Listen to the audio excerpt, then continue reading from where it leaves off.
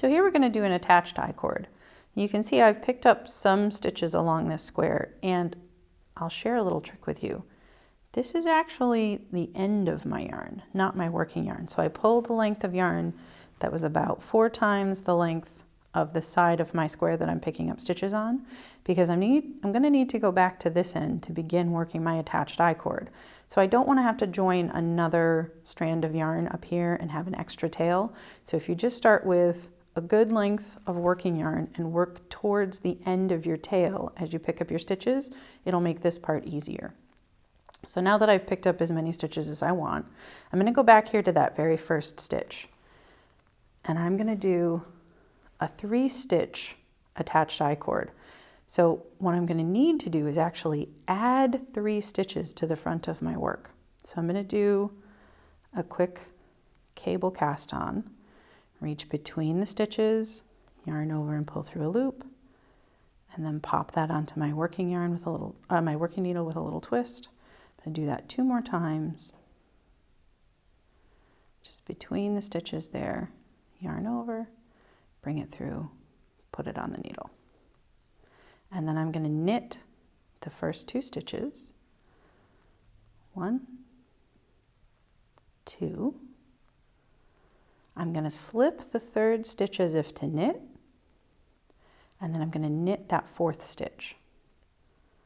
Now I'm going to pass that 3rd stitch that I slipped up and over that 4th stitch. See that? Then I'm going to slide these 3 stitches back onto my needle. Because it's an I-cord, that working yarn is now down here attached to that 3rd stitch. So I'm just going to give it a little tug and bring it across and back to that 1st stitch. So I'm going to knit, knit, slip knitwise, knit the 4th stitch, and then pass that 3rd stitch up and over the 4th. And then pass these 3 stitches back over onto my left-hand needle. Give my working yarn a tug and start again. Knit 1, knit 2, slip the 3rd as if to knit, knit the 4th, slip that 3rd stitch up and over the 4th. And you can see we're starting to get just a little bit of I-cord at the edge here. So let me do a few more passes just so you get comfortable with it. Give that working yarn a tug, knit 1, knit 2, slip 3, knit 4, pass that 3rd stitch up and over, slide your stitches back to the left-hand needle.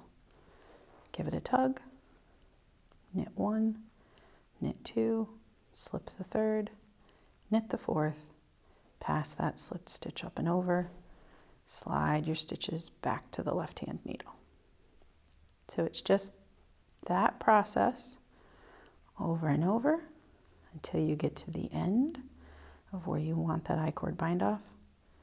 And you can see that attached I-cord really gives a nice finished edge to your piece.